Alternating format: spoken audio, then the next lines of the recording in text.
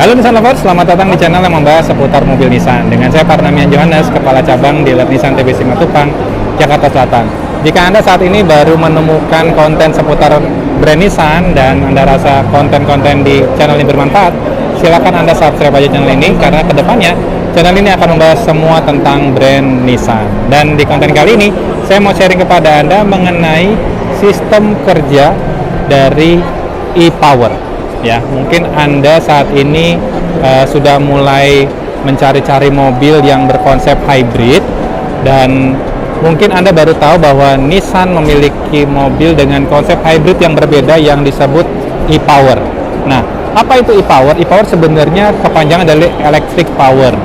Sebuah istilah yang artinya adalah di mana 100% power yang didapat atau yang digunakan untuk menggerakkan roda ini berasal dari electrical atau dari energi baterai. Dia seperti itu. Nah, di Nissan Kicks sendiri teknologi itu sudah tersemat. Walaupun kalau di Jepang sendiri teknologi ini tidak hanya di Nissan Kicks. Ini kebetulan Nissan Kicks. Di Jepang sendiri sudah ada e-Power dari Nissan Serena dan juga beberapa line up mobil yang lainnya.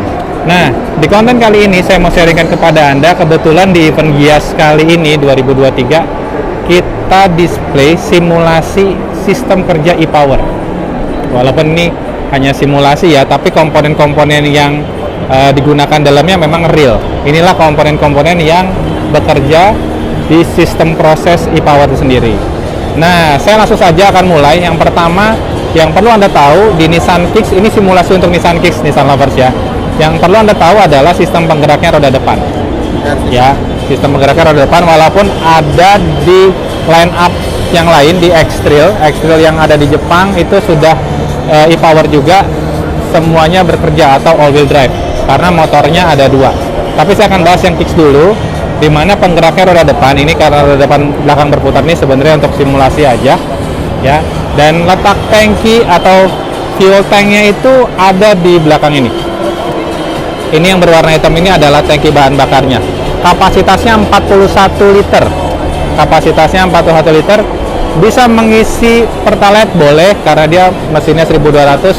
Pertamax apalagi ya, sangat boleh ya. Sebenarnya ada sambungannya untuk proses ke mesin, tapi kita nggak pasang ya supaya lebih simple prosesnya. Ini cuman simulasi saja, dimana sistem kerjanya.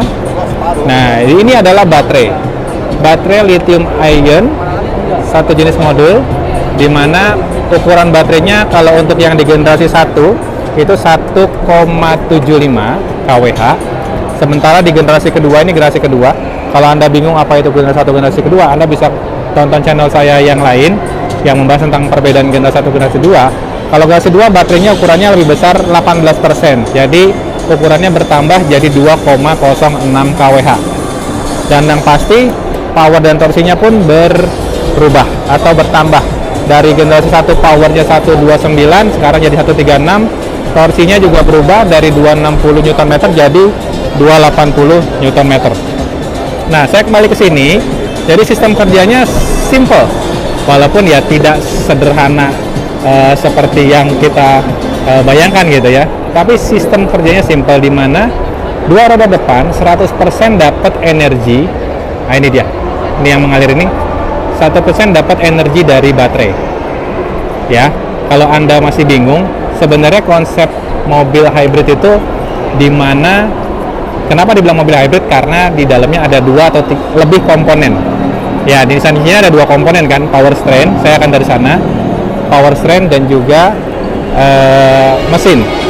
Jadi kenapa dibilang hybrid dan kita bilang ini hybrid juga, karena di dalamnya ada dua komponen mesin 1200 dan juga komponen powertrain. Ini yang warna biru nih. Nah, sengaja kita cat. Sebenarnya aslinya nggak warna biru kayak gini ya.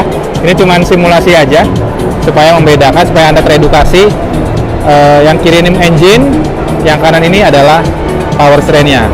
Di mana 100% roda ini dapat energi dari baterai tadi yang mengalir ke sini. Nah, dari si baterai tadi masuk dulu ke inverter. Ini dia inverter Nissan Lovers. Jadi ini bukan baterai ya. Kalau Anda dapat edukasi atau ngira ini adalah baterai, ini inverter ya. Baterainya ada di bawah jok. Ya, jadi dari baterai masuk ke inverter, arus DC yang dari baterai itu berubah menjadi arus AC ya, karena inverter ini. Dan dari inverter ini masuklah ke motor, elektrik motornya ini. Nah, dari elektrik motor inilah dibagi ke dua roda depan. Jadi sistem kerjanya serial. Kalau beberapa YouTuber bilang serial, saya setuju karena seri dia. Baterai, inverter, elektrik motor, lalu masuk ke roda. Fungsinya engine ini hanya berfungsi untuk charging aja. Jadi di Nissan e-Power fungsi engine-nya hanya untuk charging. Ya, kalau di kompetitor kita parallel hybrid, fungsi engine juga untuk menggerakkan roda di kondisi tertentu, terutama di speed yang tinggi 80 km per jam, engine bekerja untuk menggerakkan roda. Itu di kompetitor atau di parallel hybrid disebutnya. Sedangkan di Nissan Kicks e-Power fungsinya ini tidak ada korelasi ke roda depan. Jadi fungsinya hanya untuk cas baterai mengalirkan energi ke motor. Sebelumnya dirubah dulu ke inverter. Seperti itu Nissan Lover. Jadi sistem kerjaan e-Power itu kalau Anda sekarang analisa, ya memang secara konsep kerjanya full elektrik seperti mobil pada umumnya, mobil listrik gitu ya. Karena 100% baterai yang gerakin roda. Jadi bukannya mesin yang menggerakkan roda, tapi pure baterainya. Bedanya adalah dia untuk dapat energi asupannya dari engine, bukan dari listrik PLN. Which is sebenarnya itu sangat cocok untuk kondisi negara kita yang memang infrastrukturnya belum selengkap mungkin negara di luar yang di beberapa kota, di beberapa kilometer sudah ada stasiun pengisian listrik gitu ya.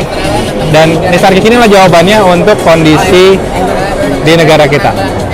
Gitu Nissan Lover. Jadi teknologi e-Power sesederhana itu, walaupun tidak sesederhana ini bayangkan ya, ada proses uji coba, ya proses penelitian yang cukup panjang sehingga diciptakanlah teknologi ini, dan ini paten gitu ya, yang punya hanya Nissan.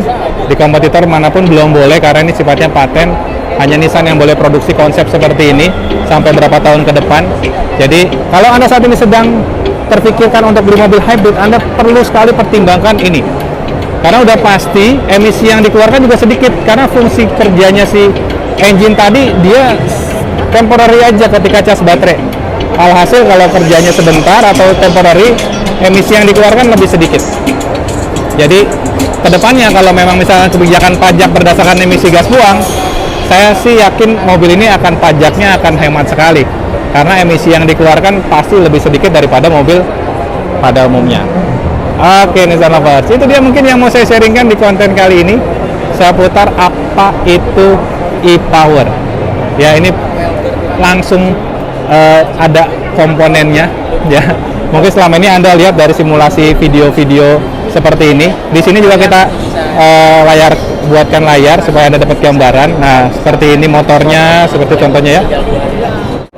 Oke, Nissan Lover, itu aja yang mau saya sharingkan di konten kali ini. Terima kasih sudah menonton. Mudah-mudahan bertambah edukasi seputar mobil Nissan.